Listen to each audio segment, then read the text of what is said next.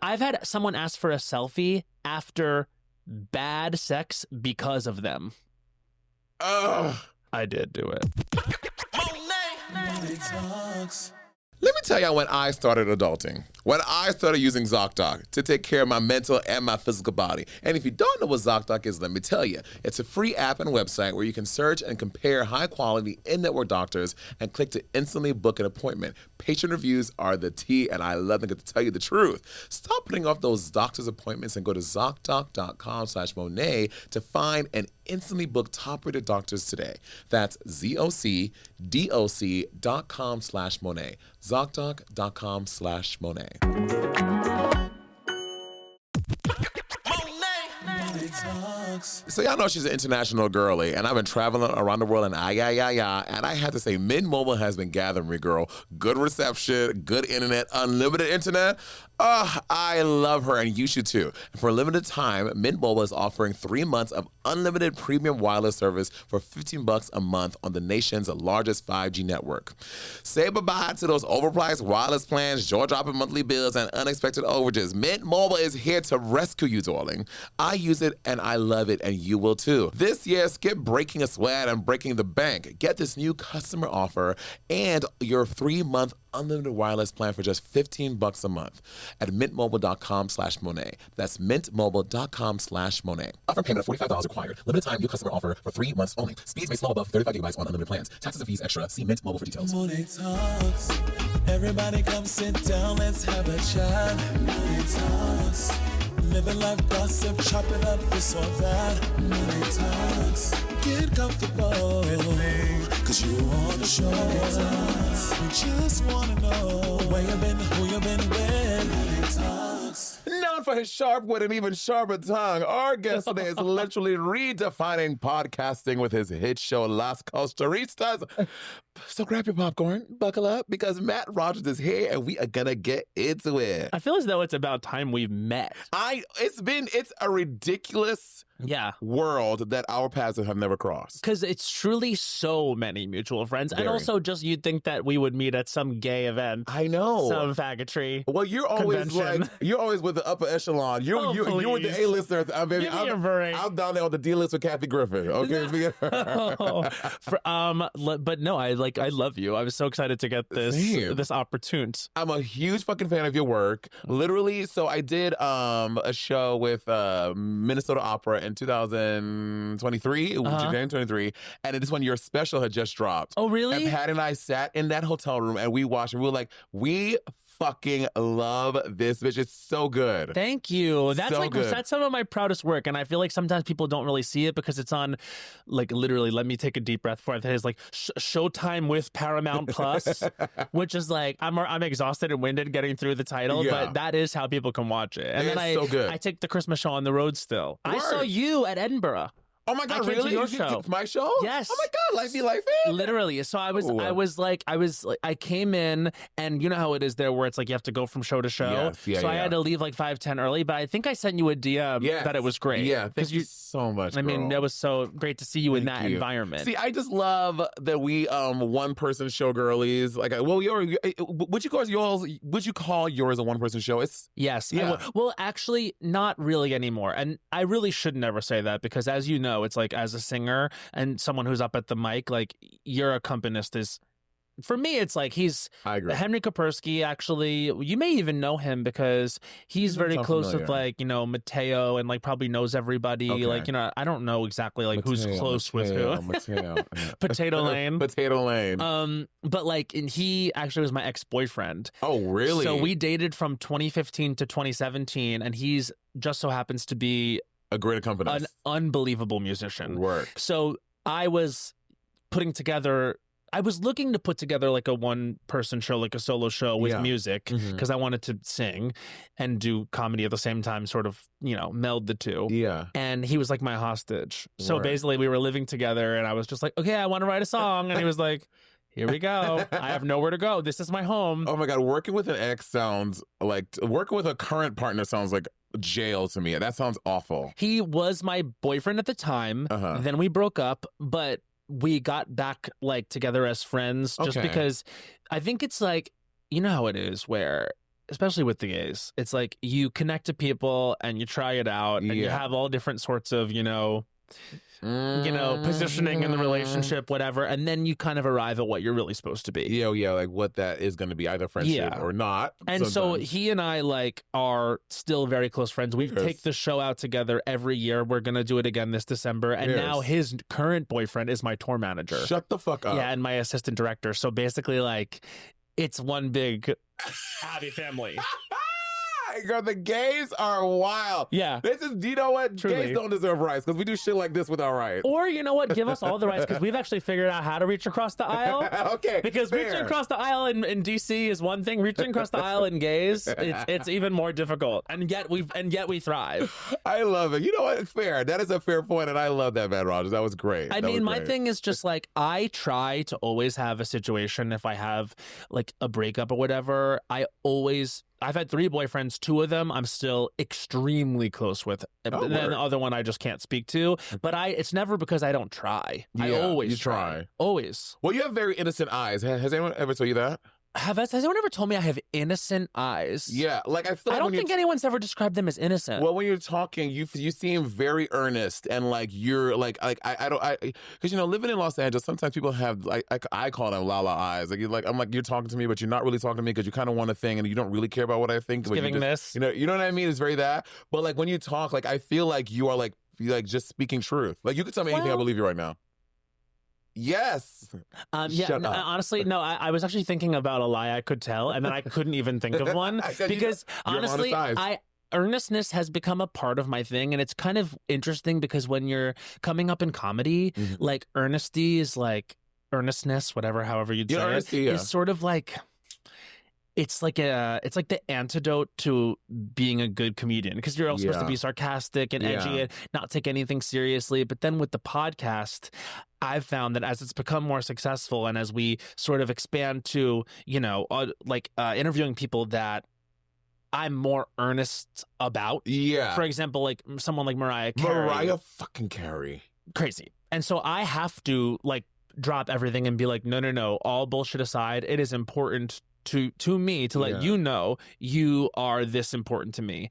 And sometimes I get a little self-conscious about the earnestness, but the fact is it is who I am and an element of who I am, and I think it's why it works. Yeah, girl, that is a great quality, especially in today's world where everyone is so full of shit and everyone's lying all the time. Like having the energy and the aura of an earnest person is great, girl. It's the vulnerability that the judges are looking for. You know what I mean? Okay, so when y'all are told that Mariah Carey's in the show, do you die? And how many times did you come? So this was the process. So it's like lore of mine. Like I'm a card carrying platinum member of the Lamely. The special alone tells you everything about that. Entirely inspired by her, that project. And people used to say like, who's your comedic inspiration? And a lot of people have like, they can rock it off thing. I'm like Mariah Carey. And I mean that as a compliment to her because her whole thing. And so, I never thought when we started the podcast that we get to a place where we could have these types of people. But then we got an email that her team, which clearly has some gays on it. Some good gays. Like reached out and they were like, Mariah is interested in doing the show. I was like, no, I know that's not right because I know this means she has some good gays. Like who? Mariah Lynn? Mariah Paris Balenciaga from season 3? I was like, because that would be something I expect to hit the inbox. Right. Mariah Carey, that was a whole other thing. So the first thing I did was like, let's confirm it. Let's get it going. Mm-hmm. She came in to promote like her new Christmas wares. Like it was like a line she had on Amazon. Word. And I said, now listen to me. Because I knew it was going to be on video. I was like, we need to ask them exactly what they need for lighting, and you need to get in there early, and you need to set it. And they were like, yeah, no, we're fine. We have, and I was like, no, you don't understand. No. I was like, I'm thinking now as a producer, like we need to make sure we make our day because we're gonna add hours to the day if she comes in and the team comes in and they see the lighting and it's not right. Yeah, so I was like, you need to make it right. And I'll tell you, perfect. No, exactly perfect. And I'll tell you who suffered that day aesthetically.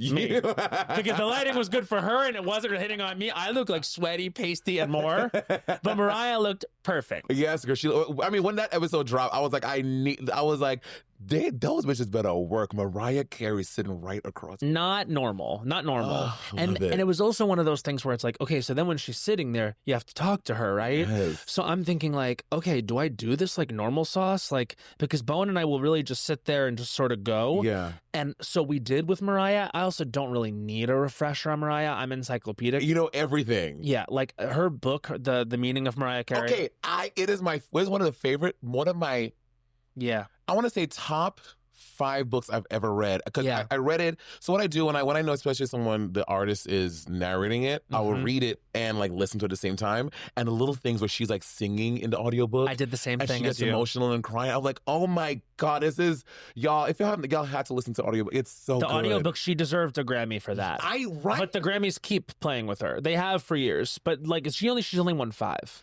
Mariah Carey has only won 5 Grammys in her entire career. Yep. That's exactly insane. Right. Her 35-year career, her, storied musicianship as a songwriter, one of the greatest singers of all time, 5 Grammys. And I could literally go That's through crazy. and be like, she needed one for this, for that, for whatever. But there's something about her that, I don't know, that voting body doesn't. But Ariana has 2. I was literally about to say Ariana too. Y'all, I'm 2 telling or you. 3, yeah. But like the fact that Eternal Sunshine did not get any Grammy nods, I was like, are you like? I personally love the album. Yeah, she was snubbed. She was snubbed for sure. And I think she was kind of unbothered about it this time because she was so.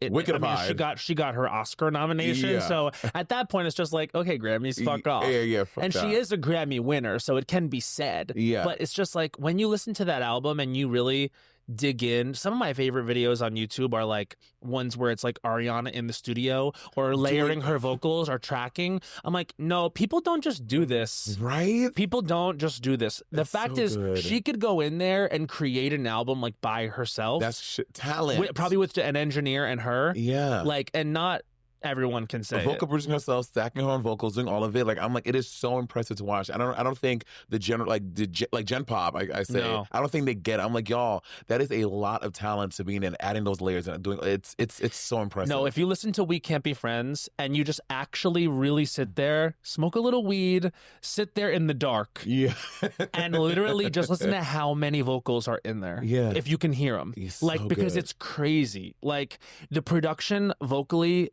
and beyond on that album was her best work. Yeah, all those pads, like, and I'm shut up, and like on Crazy. like 16 parts, like it's a fucking orchestra. And it's sometimes people are a little late when it comes to respecting her. Like, but it's like, for example, I said to her, Ariana, when she came on the pod, I was like, we need to talk about positions because it did not get the respect. The whole album positions. Yes, So I agree. she was like, that's funny you say that because when it came out, my fans were kind of like, we don't want this. And now it feels like it's getting its shine. Even just the other day, Renee Rapp was being interviewed and she was asked, like, what's a song you wish you wrote? And she said POV by Ariana Grande, So good. which is that album's closer. Oh, it's so good. The whole album is so good. I think it's my favorite Ariana album. Positions, I yeah. think Positions is. I mean, 34, 35. the remix with Meg and Doja Cat. and, Period. like, all of it's so good. The thing about it is, like, it's sort of a fuck album, Yeah, but but- then the lyrics are, like, kind of funny. Yeah. So, like, if you're fucking someone during 34, 35, you're like, it becomes, like, another type of key. Like, you know what I mean? yes. That was my pandemic fuck album, and there were giggles. I want to say, so do you listen to music when you fuck? I go back and do. forth. I love music all the time. A lot of people, they're like, can we like put the music on? I'm like, why? I'm like, See- I don't need to blast. I don't need to like blast him. Just a little something going on in the No, we background. definitely need some atmosphere. I know. It sets the atmosphere. Unless, like, it's your thing where it's like, I don't know, if you're super verbal or like, you know what I mean? Like, it's like you like the sounds Yeah. of sex to be the soundtrack. I just find that it can help you play a character. I think so too. And also when it's And they're performers on the couch. but like when it's too quiet, I'm like now I feel the need to be more vocal so it's not dead air. I'm like now I'm just thinking about it too much. When music I can be a little vocal but also chill a little bit and not always have to be on. I'm on all the time. I don't I want to be on know. a bed. That's my thing. Is I'm like, That is so real, though. It's like, I've been working all day. I would like to be either someone else or nobody. Or no. Like, let me disassociate while I take it from behind. My vibe. Like, never nothing. That's kind of true. Also, it depends on sometimes the other person, because it can really change atmospheres. Like, one time I was fucking this guy and it kind of wasn't hitting. And then he was like, should we put music on? Put music on? Top 3. Really? Top 3.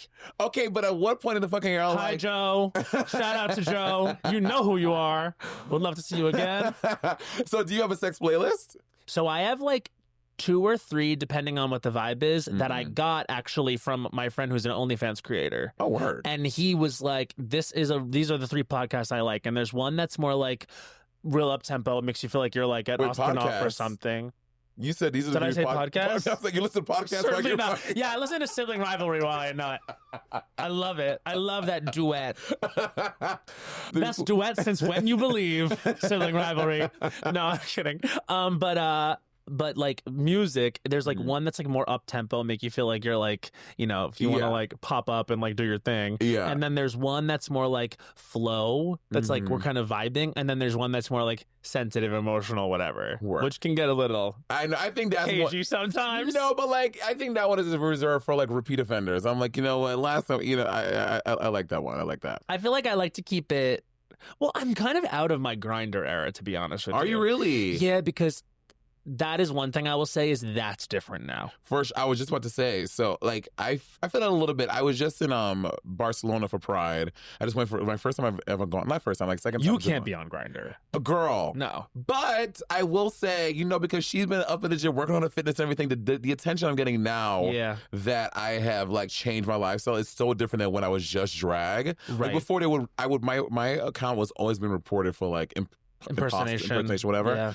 And so Barcelona and Pride, I was like, it's Pride. Let me just get on there. And Spanish men are so passionate, that it wasn't really a thing about the drag. Like some would just acknowledge it and we move on. Yeah. And normally I would not hook, because I used to have a thing about not fucking fans. I was like, I hate that. They're so annoying. But now I'm kind of in my fucking fans.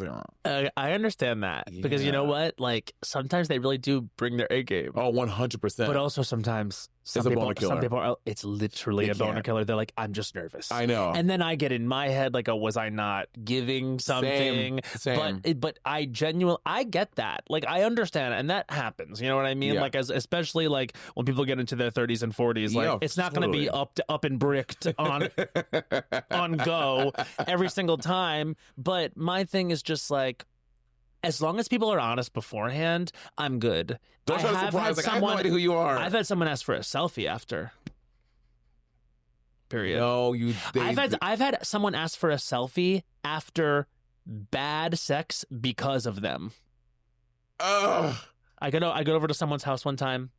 They had been talking the talk. And about, oh, bitch, this is about to be good. About how it was going to be, you know, the night of our lives. Get there.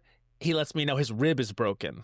I was like, well, had I known you had a broken bone in your in the part of your body, which is quite painful, I would assume, I probably wouldn't have that come. We need to utilize a lot. Yeah, and so then he goes, yeah, so I have to have sex in this position, and already the rubric. You know what I'm saying? It's like already syllabus. What do we need to do? So there I am, like checking the syllabus to make sure, you know, because I'm a goal-oriented, results-driven A+ student. I'm gonna do well. So, but then I'm like, all right, well, I'm not like jazzed about this anymore. Yeah. And then it was, you know, fine, whatever. It was short. And afterwards he goes, so my friend is going to freak out that this happened. Can we take a selfie? Oh my God. I did do it. He was from Williamsburg, wasn't he? He actually was in the lower east. Oh. And so I was like, oh, maybe it'll be something. But then it's kind of like... Yeah, that's not some Alphabet City. It wasn't great. It was giving Alphabet City Trade, which to me was like...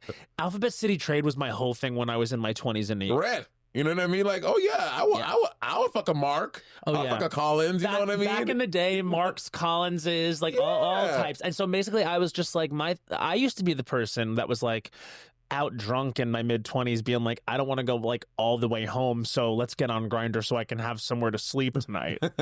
Literally, and then go there and play like, you know, the role of like wayward street top, and then wayward street which top. couldn't be more far from the truth now.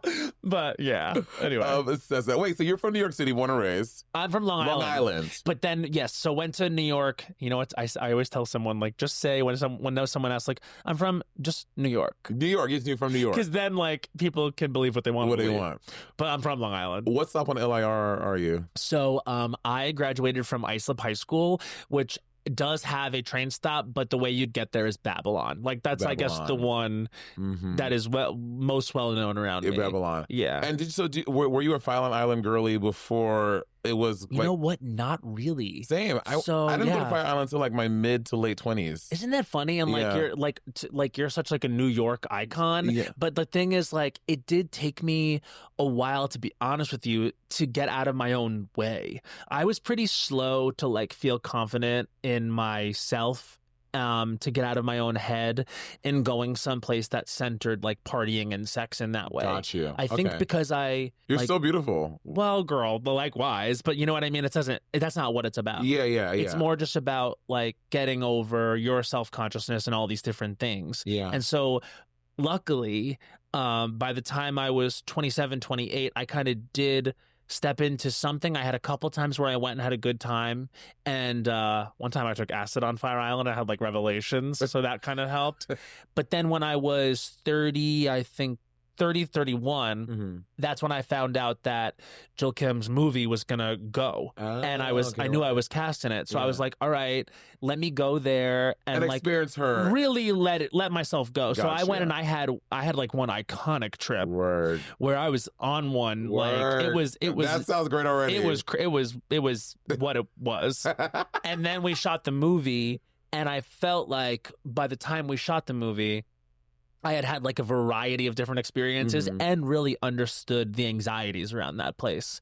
So when I saw it finally, I remember the first time I watched it and I was like really in a state of shock because I was like, I can't believe I'm going to be like in this movie in this way. Like it's like I felt like really dysmorphic and I felt like very exposed. Like it's like the movie's funny, but it's also like about things. Yeah. And then the second time I watched it, I like broke down and cried because I was like, I feel this is a classic. Yeah. I was like, I'm so proud to be a part of this. That last scene when it pulls out and we're dancing on the dock to Donna Summer Last Dance, I was just like, this is a very special movie. Well, you know, I mean, we're both 90s kids. I grew up and like, I feel like there used to be way more like gay films. Like, you know, the one with Sean Hayes. Yeah, the baseball one. The baseball one. Yeah. Broken Hearts Club, I think it was called. Yep. There was a second ways that were like that. And then I just feel like we had like 10, 15 years of nothing until like Bros and Fire Island. Like now, and I feel like we're not hanging. We had a good summer there. We need to have more. Like, there are so many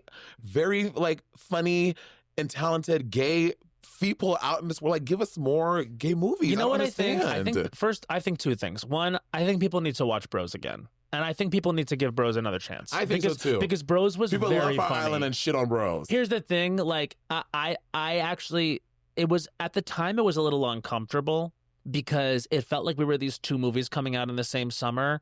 And you know, I think because we were on streaming and you couldn't like see a box office number and there was so much, it was an ensemble and it was like, you know, and Joel and Bowen were the leads. Like it felt like a different siloed thing. And then because Bros had like a commercial expectation and felt like it was all on one star. I hear that. I think it was easier for people to take it out on that movie. And, you know, there were moments where like, I think some of the marketing could have been different. Yeah. But that's an answer to your question, I think, is like, I think what we really need is people that know how to produce and market these movies. Yeah. Because we have so many people that know how to write them and star in them. Yeah. We really do. It's just about supporting them pre-production, during production, and post-production. I think so too. Because some of those two of those things can be done correctly, and then one messes it up. Well, I mean, from an outsider looking in, because I watch The View every day, and I watch all these shows. And are you a View girly? Me too. Every single day. Yep. Every day. Joy Behar is my queen. I think she's the funniest fucking person ever. Yeah, Whoopi's always over it. Sunny's a little too intense. Alyssa, I'm like,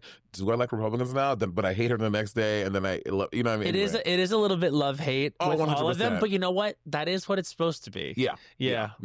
So when Bros is around, I think that as an outsider looking in, this is my POV. Like Fire Island felt like it was a queer movie for queer people, whereas Bros felt like it was a queer movie for straight people. And that's because of studio stuff. Yeah. And so basically, I think the reason why I think people need to watch it again is because when you actually think about what he was probably having to deal with and what he was up against and Billy Billy Eichner. Yeah. And how much pressure he was under, like, he did an amazing job. Oh, yeah, I think so too. He did an amazing job. And I remember seeing the movie the opening weekend with like a crowd of all gay men. And there were so many people that were emotional afterwards. They were like, wow, we really got one of these in the theaters, because Fire Island was not in theaters. And I only got to see it in theaters because of premieres and stuff. But I think that if we could center the fact that a lot of gay men actually did show up for that movie, that's something I think globally we all could do, is we could stop fixating on, oh, the gays don't support the gays, and actually, like, you know, give credit to the people that do, because, you know, I get it. Like, a lot of the girlies are out here supporting us. You know what I mean? As we get more successful, like, it feels like that. But the gays are out here for the gays too. For sure. You know what I mean? Yeah, I agree. I see the value in that more and more. Not only in it actually happening, but also just giving credit to the fact that, like, you know, we are here for each other. Yeah, I think so too. I think that's a very important sentiment. Like, yes, there may be a lot of girls and some come to the show, but I also know it's a lot of gay men. And lesbians, like, support, like, the community does support. And I remember, like, when Fire Island came out, I was like, thank God they were nice, because my mental health would have gone off a cliff. Like, I'm so sensitive. Are you sensitive? Not really. I think you probably developed a thick skin. Yeah, I did develop a thick skin, but also I was like, since like middle school, girl, I was like a fat, chubby kid. I was missing this tooth right here with a thick Caribbean accent. I used to be made fun of relentlessly. So from like, you've seen the dark. Yeah. I've been to the dark. You know what I mean? So I'm like, girl, and that's why I'm like, I'm not really sensitive. Yeah, I think that like it's weird. Like I was like a code switching icon when I was in high school. I was so not what did you my come real out? self. 19. So 19. I did a full year at NYU closeted. Word. Like dripping in gorgeous gay men all over the city, and I'm just like, hey, yeah, guys, what's up? Wearing like puka shell necklace, pop my collar from American Eagle, not even Abercrombie. No, it was budget. It was budget. It was Hollister. It was AE. It was not even the nice stuff like Abercrombie at the time. No, the new Abercrombie, they're back. The rebrand is good. Real. It's good. The rebrand is real. Yeah, no, my friend Melissa, who dresses me sometimes, like put me in something, and I'm like, what is this? She goes, Abercrombie. And I was like, you're gagging. And every time someone tells you, they like to be like, girls have Abercrombie. They're like it's like a flex. Yeah. Like, it's Abercrombie. It's kind of like, it feels like it still should be a secret, but I don't know. Also, can I say what has a point? What? Fierce. The cologne. Oh, I haven't smelt it. Dalton likes it. I wore it all through high school. It still has a point. Oh, I don't think I ever smelled Fierce. Do they still? I don't know. Do they still? Can I interject? Please. Yes. They sell Jimbo merch at Abercrombie. Jimbo merch at Abercrombie? Yes, I will show you a picture. Yes. Wow, good for her. Honestly, that's huge. Girl, I was in Target 2 years ago and they took my shit off the shelves, girl, when the whole thing came out. Like, stop. It was myself, Bob, and somebody else. They ripped our things off the shelf. They're like, we can't have this gay shit out here. You mean like post Pride or pre Pride? It was like right before. They started coming out in like April or May, and by like May 15, when they saw it was that year with all the backlash. They said, "Oh, we got to get the facts." Yeah, this is what I'm saying. This is why I'm like that. When it comes to like having like, you know, relationships to actual corporations, like they don't give a fuck, like at all. They just canceled Colbert because it worked for their bottom line. Like they don't care about free speech. They don't care about the gays. Yeah. They care about money. Yeah. And when it was 2019 and it was, you know, it felt like gays were in vogue, and it was giving like, you know, all let's go LGBTQ. Yeah. Because it seemed to them like they can make money off of it. Then it was, you know, Target is gay. But now it's like they couldn't be less interested when we really need them. So just remember that. Yeah, and that's what I always try to remember too. Like because I have such a fucked up memory. I think from so many mushrooms and shit. Yeah. But I try to remember all these shady corporations that pull their shit from gay people so that I don't support them. Yeah, but it's hard because it feels like everyone. Well, people also expect you to have the bibliography on who said what to whom about like every single fucking issue. Like right now, my like I don't think so, honey. In this moment, is people are too comfortable in the DMs telling me who I shouldn't be talking to, what I shouldn't have done, what I should or should not have said, like to this person, platforming this person, etc. I'm like, babe, I am doing my best, and I think I do a pretty good job of like, you know, associating with the right people and like representing, like, and so the nitpickiness and like the desire to feel like you must let me know that I've that's the thing with the word disappointed. I'm like, I'm sorry. I'm so disappointed that you liked this picture. Right. Like, do you understand? I'm like, girl, sorry, I didn't know that. And I genuinely do my best. Yeah, same. Like, but it is a different thing. Yeah. When you know you're in a certain industry and with certain requirements and doing things. Like it's. So I really do my best. I know you do your best, and we all do our best. We all do our best, girl. So sorry to disappoint. I mean, speaking about best. Remember that doctor's appointment that you keep putting off because you were afraid because you didn't want to see what that bump really is? Girl, it's your annual checkup. You need to be doing it every year. That's what annual means. And you should leave it to a professional. Like, I don't know about y'all, but my entire social media is full of people telling me how to do home remedies and homeopathic things. Like, ooh, put this red light mask on. It's good for your skin. But what about it's good for your skin? Do you know? You don't. People are like, this shot of olive oil is so good for my skin. It radiates me in the morning. Does it? Or is it your mind telling you? Girl, get rid of it. No stress. We can't be messing with these home doctors. You need a real doctor. And that's why I use ZocDoc. ZocDoc is a free app and website where you can search and compare high-quality in-network doctors and click to instantly book an appointment. The patient reviews, y'all, I'm telling y'all, they are the tea because people like you and me are telling the real truth about what this doctor's bedside manner is like. Was he late? Was he nice? Was he friendly? Did he have good bedside manner? All of it. So if you want to be like me and be a full, healthy girly, stop putting off those doctor's appointments and go to ZocDoc.com/Monet to find and instantly book a top-rated doctor today. That's ZocDoc.com/Monet. ZocDoc.com/Monet.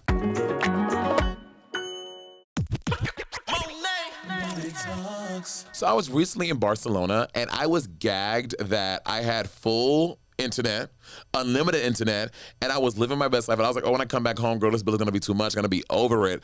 But no, Mint Mobile was like, oh, no, baby. You paid your $15 a month and you're good, honey. And I was geeked. And you should be too. Because for a limited time, Mint Mobile is offering 3 months of unlimited premium wireless service for $15 a month on the nation's largest 5G network. Say goodbye to those overpriced wireless plans, jaw-dropping monthly bills, and unexpected overages. Mint Mobile is here to rescue you, girl, and you're going to love it. This year, skip breaking a sweat and breaking the bank. Get this new customer offer and your 3-month unlimited wireless plan for just $15 a month at mintmobile.com/Monet. That's mintmobile.com/Monet.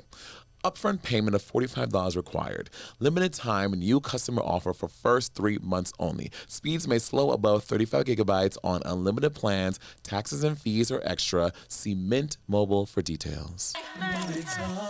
Hey, I know the episode was so good, right? You're so mad at you being interrupted. Well, I'm here for an important message. These are my current live dates where you can see me in person, being that girl, being gorgeous, being fabulous. Yes, all of these dates. So if you want to see your girl in person, go to MonetXchange.com/live. Girl, can we talk about how you and Bowen are redefining podcasting? Now, here, I don't know that we are. I think we have a successful podcast. Thank you. You are. Girl, y'all went from, because y'all started in 2016? Yeah. And y'all start your podcast to do your thing. It really like blows up in pandemic. And then now y'all have the last Culturistas Awards. Yeah. You had it at the first last year in New York. So it started as literally a joke on the podcast. I genuinely think what happened one time was Bowen and I like didn't have a guest booked, and it was like a slow week for pop culture. So we were just like, I forget who had the idea, but it was just like, let's just do nominations. Yeah. And it was literally just like us like cracking each other up, like being like, what's the nominees for best breakfast? You know what I mean? And we just were like, went down the list, and we ended up like doing a bunch of episodes that were just us doing this stupid bit. Oh, yeah. And then we were like, not intending on doing an awards. Like the whole thing was like, we got on and said, the awards are canceled. We have creative differences. Sorry, y'all. So then people were just like, they were doing a bit. But then we got this like random opportunity to do. Lincoln Center was having like a Summer in the City concert series. Yeah, remember this? Christopher and I did it last year. Yes. Yeah, we did a show there last year. So this is how the Cultural Awards started. Really? Yes. And I did it outside there? Yes. Outside. It was like, it's first come, first serve. Yeah. So literally, we had promoted it so much on the podcast. And again, this is post-pandemic after we had become a bigger podcast. And then all of a sudden, a lot of people showed up. Well, that's and weird. So then they were like, know that. Oh my God. Yeah, that was 2022. And then 2023, we did it again. And we realized like, okay, we actually have to have this in a ticketed space because I actually said on the mic, on the podcast, like, yeah, come early, you'll get in. And then a lot of people didn't get it, and they were mad at me. Wow. And I was like, I wasn't trying to set y'all up for failure. I just didn't know that many people would show up. And so then the next year, I cannot believe Matt told me to come. No. I did not get in. Literally on the Reddit, which I can't go on anymore because it's. I think sometimes think sometimes they're unfair to me. So basically, I'm just like, I didn't know. Like I would never want anyone to be in the streets. No, Matt. Of course you did. You hate your fans. Yeah, that's obviously, what it is. You wanted to just stand. I love them more than life. And so I was just like, so then we did it inside. It was ticketed, etc. People came. It was wild. And then we, hit the pitch circuit. And the only people that wanted it were Peacock, Bravo. Fierce. So now, August what a 5th, great place to August be. 5th on Bravo and streaming next day on Peacock. Oh, so fierce, and girl. we fucked it up. It's going to be good. I saw something because I wasn't invited. I saw. No, can I say, it's like, we would have died to have you. It was not a thing of like not invited. I would have loved had you been there. Anyway, and no, I know. I saw next year you're in attendance. I would love to. You are not in absentia. But I mean, it's star-studded. Like it was wild. It's like you guys have like everyone there. Like you're seeing all. I'm like, this is so cool and so dope. How these two gay men have created this huge award show. I think it's. I love it. I could not get enough of the pictures just on Twitter, looking and hearting. I'm like, this is so dope. Thank you. I will say I have so much more respect now for people that produce those things because we had over 50 talent, and it was dealing with, and all love, but dealing with publicists, dealing with people, certain requirements and questions and stuff, especially trying to get across that it's an award show, but it's really a comedy special. It's not, no part of it is not completely planned. But it's the thing about the awards of it all. It's because this town, LA, where we're doing this, they don't know how to have a sense of humor about that. Sometimes it's hard for them to take a piss at themselves. Which I didn't really get growing up. And then all of a sudden, I had friends that were nominated for Emmys and stuff and got to go. Bowen's been nominated for several Emmys. I think he just got his 5th nomination. Yes. And so the way they have him hit the ground and do the awards campaigning. Oh, got it. Is I knew about it, obviously. Yeah. But then really getting into how much this industry cares about that and how much it can really take a lot of time and money and effort to try and win these awards. Then to do a satirical award show, it became clear to me there were sensitivities and there was things about it. A lot of people were like, well, are they going to win? And it was it's not really about winning. Being in the show is the win because you get a comedic bit. You know? It's all bits. Presenting in the show is the same as winning an award in the show because we've written comedy for you and you get to be in the show. And that's that's what the invitation is. But that doesn't... They don't confuse. They're but is she going to win, though? We had one person that's well, she'll come if she's going to win. And if she's presenting, it has to be... We have to know who the winner is. And if she's winning, we have to know who the presenter is. And it's just questions that, of course, a publicist who's not aware of what the show is would ask because they're protecting their client. Yeah. But my thing now is like, I'm just excited that we can get it out there so that people can see what it is, so people can know what to expect, because it is a complete satire of an award show. Yeah. It's got everyone from Jeff Goldblum to, you know, Sasha Colby to Paige DeSorbo to... Quinta Brunson was there. Quinta. Yeah. Quinta's great in the show. Oh, I can't wait to see it. And we did a tribute to Kenan Thompson. Oh my God, word. Yep. So I think after people see what it is, hopefully, next year, I think y'all will, not all of it, but a lot of it will probably be like, okay, we get it now. Like, I just think one thing I'll give us credit for is I do think we did something different. Mm-hmm. Like, I don't think there's ever been like a comedy special award show. No. But the thing is, like, you know, like when you're queer and you're growing up not looking at examples of you kind of do make up your own shit anyway. Yeah. Like the only way I was ever going to be like a recording artist was if I made like a comedy album. And the only way I could do a comedy album was if it was Christmas. I don't know how to explain it, but this like weird hybridization has kind of become like a specialty of mine. Yeah. And I think it's because I grew up and like came of age in comedy just being like, well, that doesn't make sense for me. So like when you throw the rules out the window, like you can be truly creative, and I've been grateful to get away with. So basically, you done Christmas. What is the next holiday we're getting? Are we gonna get the Juneteenth special? I have two. Yeah, that's what I'm gonna do. Let that be the pull quote. Matt Rogers plans Juneteenth comedy special. Really, there are no rules apparently. I want to present next year. Listen, now that we are connected and know each other. Also, by the way, we do want you to come on Last College. Oh my God, I would love to come. You would you? Bitch.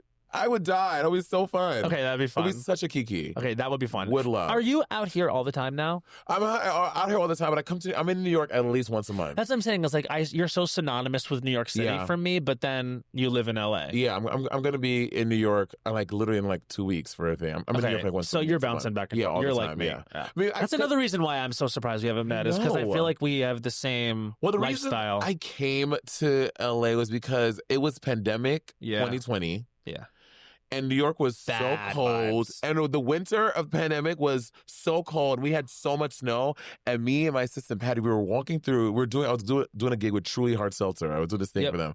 And we were it was January 27th. I'll never forget it. And we were dragging my 2 suitcases through like 14 inches of snow. I was like, why am I doing this? You know. Literally the next day, I called my landlord. I said, I'm out of here. And in a month and a half, I was in LA. Isn't it funny how like it can really just take just one thing image of yourself? Like you're just like, you zoom out and you're like, this can't be my life. Yeah. For me, it's the humidity. For me, what chased me out of New York, and now I am like there again in a permanent capacity, pretty much. But what made me leave the first time was the month of August. Like you said, a cursed day, January 17th. Like there's no more cursed day than those words. I would submit like August 5th as being cursed. Yeah. Like the humidity in August, I'll get seasonal depression the opposite way from other people. When it's humid and gross and I feel weighed down by life and the weather and my surroundings, I'm like, I want this is how I'll exit. Yeah, you walk outside, it's like if like you're in like a swimming pool, like it's like thick and it's just like, and you know the humidity. Oh. You grew up in the humidity. Oh, girl, yeah. Bad. Yeah. That's understandable. That's I remember one time, like when I was looking at colleges, we went to University of Maryland. And Maryland in the summer is worse. It's like you walk out into like soup. Really? It's horrible. Okay. And I was like, I'm sorry, I'm not even looking around because I'm so miserable. I know like school will be in session not in the summer, but I can't be here one more second. University of Maryland. No, it was not for me. Yeah, not for you. No, I don't think like a big school like that would have been for me. I mean, but do you think? I mean, so you went to NYU. Yeah. And so and my boyfriend and y'all. Yes, I did sketch comedy with Andy. Yeah, but also just not you. Like a lot of like really like Yep. successful comedians and writers, and et cetera. And y'all were in like that same year, like a year or two. Like, so that, I mean, this is a trip. So in that group was me and Andy Short. And at the same time was Stephanie Shu, who, you know, Everything Everywhere All at Once, Oscar nominee. Yeah. And Jack Quaid, who was in the group a little bit after Andy. And then Rachel Bloom had been in the group. Rachel Bloom, yes. It was Bowen was in the improv group. The improv group, same okay. deal. Yeah, same deal. That comedy group was actually started by Donald Glover. Wow. You see what I'm saying? Like, that is a successful fucking, like, yeah, that's wild. And then since then, like I went to choir college, girl. The best I got is me. 100%. Like the Please Don't Destroy boys from SNL, they were Hammercats. Wow. Yeah, like I mean, it's kind of cool. Yeah, it's kind of a cool group to be a part of. I'm forgetting people too. Like there's others. And then, so were you in UCB right after that, or the same time as that? I started. So basically, the whole thing was when I hit like 19, I was like, okay, no, this is not tenable for me the way I'm living my life. Like I'm coming out of the closet and I'm going to pursue what I really want. And so I signed up for a UCB class at 19, and I think it was too early because in order to really do improv and like be good at it, you have to kind of like be really unself-conscious and like learn how to listen, and you can't really care about being funny. And at 19, you're just like, you know, you're literally trying too hard and being too much. And so I think what improv taught me early on was how to commit. Like I was always a very committed performer because I didn't actually have skills, but I knew how to like commit and take space on stage because of improv early. But then I wasn't ever like a great improviser because I was doing it young. I think I would have been better had I started in my 30s. Yeah, I mean, I don't think I've ever like formally ever done improv. Like little things like Drag Race, sure. It's so funny whenever on Drag Race y'all show up and they're like, so we're gonna do an improv scene, and I'm like, see, this would be a nightmare even for me. Oh my god, awful. And then like I think that was my downfall the first season I did it, because like when we had the Bossy Rossi thing, I was like, oh, they said improv challenge, but I'm thinking like act, because I went to opera school. We never did fucking improv. I didn't know what improv really meant, to be honest. Yeah. And then and I'm like, okay, so I'm like, I was taking it like serious. I'm like, I'm gonna be a little funny, but take it serious. And then I watched it back. I was like, I look like I was playing the straight man when I had the big crazy part. I know. It's so funny too because I've been a judge on Drag Race. Bowen and I had judged All Stars, and we did the Snatch Game of Love. Yeah. This was the season that ultimately Jimbo would win. Yeah. And I remember I did the first Snatch Game round, and then Bowen did the second, and watching it is crazy because it's so quiet in the room. That's people don't get it. People don't get the atmosphere is not like one where one would thrive normally in comedy, especially you know, a drag queen that's either coming up in the clubs and has live energy all the time or is on the internet. Yeah. You know what I mean? Like it's a very specific atmosphere in which to perform, and it's harder than you think. The whole Drag Race thing, I would describe as much quieter than you think. Yeah, because like the runway is quiet. Yeah, there's no feedback, so like you don't know, you can't gauge if you're funny or anything because there's no. I saw RuPaul's laughing, but girl, RuPaul will laugh if you open up an envelope. You're like, okay, sure, that's you know what I mean? the thing that really like made me be like, I have so much more respect for these queens than ever is when they have the guest judges walk the runway. Like, you know, when they show at the top, like, and Lisa Rinna, you know what I mean? Like, just to use an example, they go, okay, you're going to walk the runway now. And Bowen was like, do you want to go first? I was like, I guess. And then fully it's just like Ross and Michelle sitting there because Rue's still getting ready.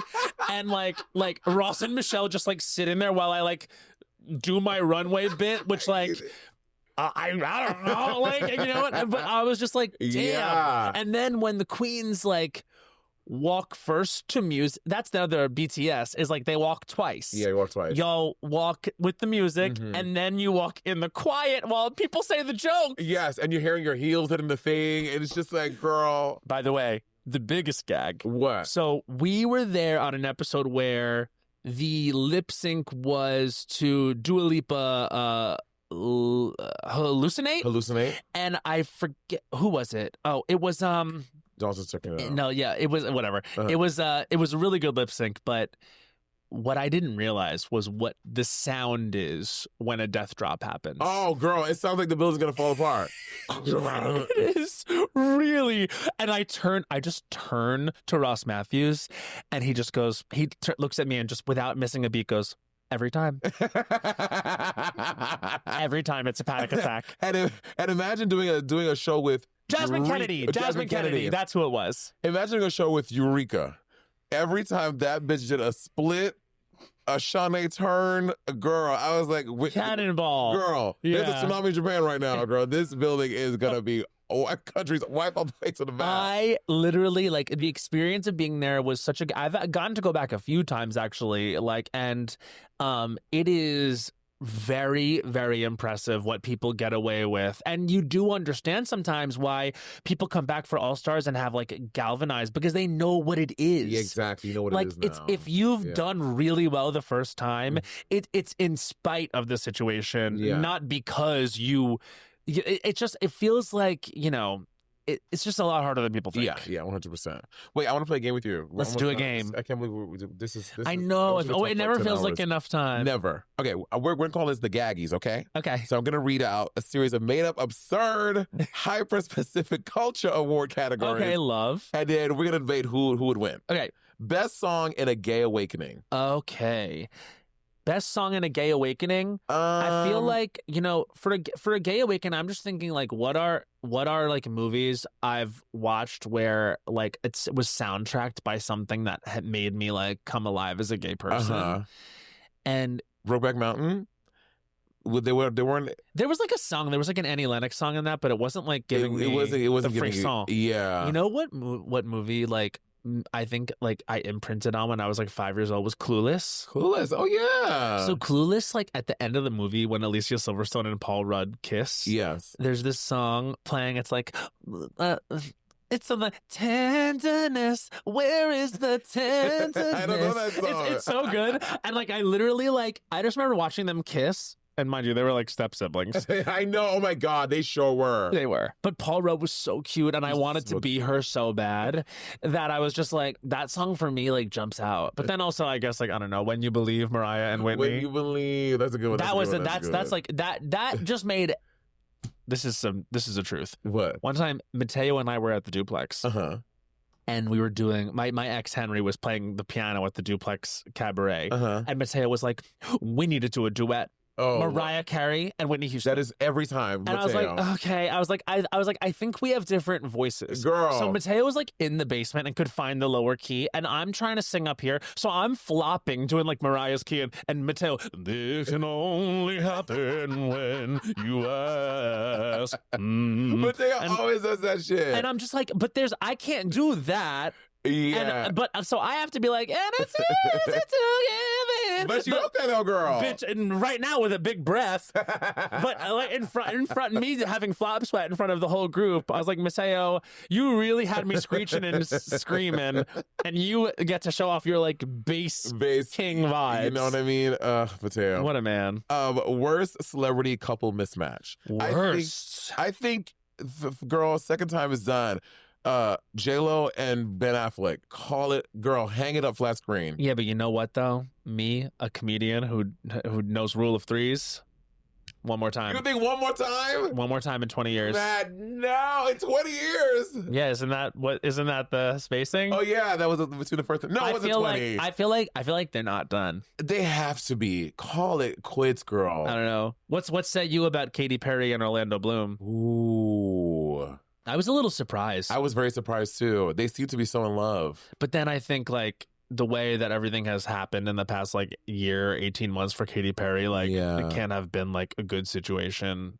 I think you know what? I think she has a comeback in her though. I think she needs to go to like have like her folklore Taylor Swift moment in the woods with just a guitar and like figure out who she is again, and certainly not listen to anyone on the current team, but go to the woods with the acoustic this guitar. Is a woman. It's whatever the fucking song was. No, that was really That was not great. Not her best moment. Most But she's had so many good ones. I mean, can you look it up? I think she's had 14 number ones. It's something like that. It's very high. People forget, like, Teenage Dream is in the fabric of pop culture. Oh yeah, 100%. Like, no, you can't, like, the Katy Perry hit, or like she's had a lot of hits. 9. Oh, 9. I think the top ones are like Mariah, Nicki Minaj, Katy Perry, and someone like those Rihanna are like was up there. yeah, those are like the up there. Anyway, Yeah, it's surprising sometimes, like, who doesn't have number ones. I know. You know what I mean? Like, Beyonce doesn't have a lot of number ones. Yeah, which is kind of wild. But have you seen the Cowboy Carter tour? I saw. I'm going to go see it again on Mind blowing. Vegas. Yeah, I also went twice. I'm going twice. I feel like, oh, you're gonna go to Vegas. Is that where she wraps it up? Yeah, the final show. I was like, I Period. want to see the final show. Because when I saw it in Paris, and Jay-Z came out. You saw the fucking Paris show, bitch. Yeah, I'm so jealous. The energy of the crowd when Jay-Z started singing it was Niggas in crazy. Paris. Yep. And then they did Crazy in Love. They like he that's like, I mean, that's pop culture history. That's I mean, so good. Watching them do that, I was like, it took me all the way back to 2003. So good. You know what I mean? Or to whenever that Crazy in Love song came out. I think 2003 is right. It feels right. If not, someone's in the comments being shady about it. Be like, oh, fucking idiots. It was 2004. I'm disappointed that he didn't know that. Okay, next one. Most likely to come out of the closet. I think Ooh. I'm gonna cross my lovely pubic hairs that we get a coming out story from Channing Tatum. Well, years ago, and obviously I'm just speculation, whatever, but years ago, like, people were talking about him like he was bi. Really? They were like, yeah, he's bi. I'm like, where is the proof in the pudding for this? I think it might be around the time when he did that. Have you seen that clip of him doing the lip sync show and he does Beyonce Run the World? Up. Yeah. He tore it up. He was committed in a way girl. that gave gay guy. You know what I mean? But I think he might just be a good performer. And also like a really good ally too. Yeah. I think of that about him. He seems to me, and I've actually heard from, I think Bowen has worked with him because he was in the Sandra Bullock movie that they did. Oh, okay. Like where she gets like lost in the jungle or something. Oh, yeah, you know the one. Yes. But all accounts are that he's like a great guy. Yeah, he seems Great like guy. I just saw a movie with him that Zoe Kravitz directed, Blink Twice. Yeah. So good. See, I'm like, I can't see scary movies because I like internalize it. Oh my God, it's so good. I'm happy for her. Like, you don't do any scary movies. I saw The Substance. The Substance? That's not a horror movie, girl. What? The Substance? That's actually a classic body horror movie. That's like a thriller. Babe, she like melted. She turned into a puddle at the end. Spoiler alert. Like, I would call that horror. I think we have an answer for this already. The most convincing rebrand. Abercrombie. So good. Y'all. Really good. I'm telling y'all, it's good. Good work, because they were in the dirt. Yes. They were in the toilet there for a second. It was rough. Did you watch The Housewives? Oh, I only watch Atlanta. You only watch Atlanta? Yeah. Okay, so I'm trying to think who is Phaedra's rebrand going well? No, the reunion. So you watch The View every day. Did you see her talking about how she wants to run for office? I was like, what fucking office? What? I think that Phaedra sees how fierce Jasmine Crockett is. She's like, oh, I could be a Jasmine Crockett. I'm like, she's a lawyer. I mean, Phaedra's a lawyer too, but no. I think Phaedra has done things in her life that would make it hard for her. She lied about a woman raping another woman on the show. Are you kidding me? Like, yeah. what? I think that, like, it's kind of a miracle that Phaedra has come back from all of that. I know. So in a public way. Chill there, girl. Don't try keep to it there. Yeah, keep it there. Keep it there. But you know Please. what, though? I think there's probably other ways for her to get involved in the causes and things that she wants to do. Totally. But for me, it's like, for her to say, like, I'm interested in politics, like, to me, I'm just like, okay, so if you're interested in being a politician, A, that to me is like a red flag. And B, I'm like, what exactly for? To make positive change? Because you can, but when you're someone running celebrity. for office, they want celebrity, because a lot of people, they want to be public politicians, when politicians need to be public servants. They're here to serve the public, not to do the pomp and circumstance that they want. See, it's funny, they call DC Hollywood for ugly people, and I was watching like Tulsi Gabbard do her most recent bullshit, like and I was like, see, this is the thing, is she's trying now to say like Obama's treasonous, and she's trying to say that Hillary Clinton was on painkillers, and it's just so funny because like you watch her and I'm like, if only you could act, then I would believe that you for 1 second believe the shit. But she doesn't. And I'm like, that's why it's Hollywood for ugly people. Is because you are so transparently not giving right now. You clearly don't believe this. I say that all the time. Hollywood They for say ugly it. people. That's so good. They say it. Okay, two more. Best public feud. Best public feud ever? Rosie and Elizabeth was pretty good back in the day. Can I tell you, I'll be at the gym and I will like listen to view compilations of the feuds, and just because they're so Wow. Yes. At the gym. It At helps the you gym. pump. It really does. Just like listening to Elizabeth. Girl, well, Defend your own accusations. the Meghan McCain years were even worse. Meghan would be on a one Gotta every time. say, what was the vibe when you guys went and like did that with her? Girl. Okay, I will say the vibe was nice because she For a second there, she was actually, palatable. And Yeah. she was like, and I think she really does love drag. And so she was like very sweet. But she did the weird thing when she hugs you. Like she hugs you like a little kid. So she hugs you and she puts her arms in, she hugs you at your waist like she would do that all the time. I'm like, why are you hugging my boo? It was really weird. See, the thing is, yeah. I actually I remember when she first joined The View, I was always compelled to hear what she was going to say because I knew that she at least proclaimed herself as an ally, and she has like a Harvey Milk Award and shit. She has a GLAAD Award. She's got I think she was really reached out to by the queer community too, and I feel like people were interested in that, and then.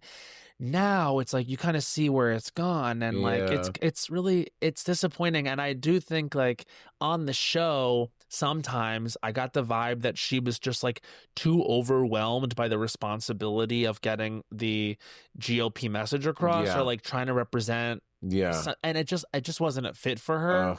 But it made great television. I would watch it every day just because I was like I knew it would, especially in a political cycle, which I mean now every day feels like similar. But it would be so intense. And like I always wonder what was the energy backstage. Like I wish I could be a fly on a wall. Terrible. Because you ever hear them on the show now? They say, well, now everyone gets along, everyone likes each other now. Like they're absolutely talking about Meghan and probably Hasselbeck back in the day. Yeah. Well, I went to, this is weird, but Bowen and I, when we were promoting Fire Island, this is a few years ago, we did an episode of The View at Baja Del Mar. Bahama Del Mar, or whatever that thing is. Yes. So we went down there to do it. I think I remember that. And the vibes were like through the roof. They were like so high. They were like Joy Behar was like at the craps table. You know what? Like Anna Navarro. I was having like drinks with all of them. Whoopi was like on fire, so kind. She's like such a positive vibe. Whoopi actually Goldberg in person is one of the sweetest, kindest people I have ever met in my life. So kind, so sweet, and so supportive towards like young comedians that are like of color, queer. Yes. Like, you can tell she takes extra time. She 100% does. Yeah. Bob and I went to go see her in Annie, and we went backstage and we just chilled with Whoopi for like 25-30 minutes, and she was. I mean, just I'm sure she lives for y'all. The nicest, kindest person. Yeah. Ever. My public feud, I'm gonna say Nicki Minaj versus everyone. Which I want to say this. What is going on, girl? She had the audacity to come at my girl SZA. I am a SZA stan. Did you see the last tour? Yes, I've seen every tour. The SOS tour. I was on. Twice. I was on. I'm going to say a metric ton of mushrooms, and I had just gone through a breakup. So when she flew through, I think it was when she was in the car flying through, and I think she was singing, and if you wonder if I hate you, yes, I do. And I was just like, we gotta go. I'm gonna fucking lose my shit. But no, so there's a concert on mushrooms when it's Pisces season and you're fresh out the breakup. That's the best vibe. Are you a Pisces? Yeah. Same. Really? What day? February 19th. March 5th. February 19th. I'm a cuss. I'm right when Aquarius ends and Pisces begins. Oh my God, you're right. Yeah, but I am definitely a Pisces. So you're the first day of Pisces. I'm the first day of Pisces. So I'm a Pisces rising, Pisces Cancer moon. What? It's absurd. Oh, you are Pisces. No, I could cry any second. I might. Like, I'm telling you. Wow. Yeah. That is very. I wish that's great having it. You at least I know who I am. Yes, it's in all of your houses. All.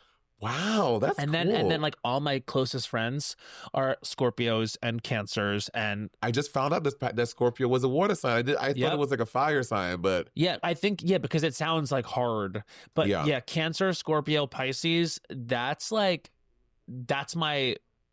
comfort people. We need to All. hang out and party together. I feel I like we know. would have such a good time. We would. There's no reason why we haven't met. It's so stupid. Matt Rogers, I think I am officially obsessed with you.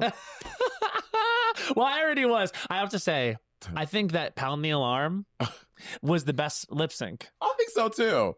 Back when I loved Nicki Minaj, I really Isn't wanted it to a do shame? Because she's got so many bops. Like, the super bass was actually part of the reason why Bowen and I became best friends is because we realized at the same party we were both off book. Like, and I was like, wait, are we both about to shred? Like, apropos of nothing? Like literally. Both off the book is hilarious. No, like, and Roman's Revenge, Bowen and I would rip Roman's Revenge because you know that Eminem goes, "Oh, you little faggots can suck it." And I remember, like, me and Bowen would just be the only two people at any of the parties we were at who could say it. So we would just be in the middle of the floor, like, "Oh, you little faggots can suck it," and all the like straight guys would be like Andy Short at the time. Yes. Oh my God. I remember when I heard Andy Short was gay, I was like, what? What? I know, girl. I Crazy see the old loco. pictures and I was like, He was a different human. a different species. And you know he used to carry around a lizard. I know that he killed. What? Well, not he killed, but I mean, It died. It died. There were times when I was like, I'm at to speak to someone because this man has his lizard around me, and he would put the lizard like near me, and I think he knew it bugged me, and he was trying to get my goat. Or maybe flirt. He's probably flirting, girl. She was full flirting. I asked him, I was like, you didn't have any. He was like, no, I had no idea. I was like, you had no idea in college you were a little gay. He's like, no. Is it public knowledge that he and Bowen smooched once? Yes, yes, yeah. And he is his like it's his party thing. His party trick. His party trick. Like, You know, me and Bowen Yang made out one time. He literally. Because at the time, Bowen came, because that's my sister. Mhm. Bowen came to me and was like, "You'll never guess who I sort of had a little moment with." I was like, "Who?" Thinking he's gonna say like someone that is gay, and then he said Andy Short, and I was like, "What? With the lizard?" So that's a deep repressed thing because like if you kiss, like you definitely had something, girl. Yeah, You know, but well, we found out exactly. He hadn't found out all of it. And now he's kind of dating a woman man right now. You know, so it all comes out in the wash. It did. Man, thank you so much for being here. This was fun. I was really looking forward to it. I'm looking forward to getting an invite for the awards next year. Oh my God. If it doesn't happen, I will have my lawyers. Just know that it video. was a huge mistake. It didn't happen. I'm presenting in the mirror. No, I mean, listen. Any place that has you is graced by your presence, girl. You're the best. And make sure y'all watch the last Culturistas Awards on the Bravo TV. Culture Awards on Bravo, August 5th, and then streaming next day on Peacock, just like Atlanta Housewives, Salt Lake City Housewives, Miami Housewives, all the Housewives. All the And if you get Housewives. bored halfway through, there's lots of Housewives to watch on Peacock. So download your Peacock. And we'll see y'all next time. Thank y'all for watching. Bye. Monét Talks.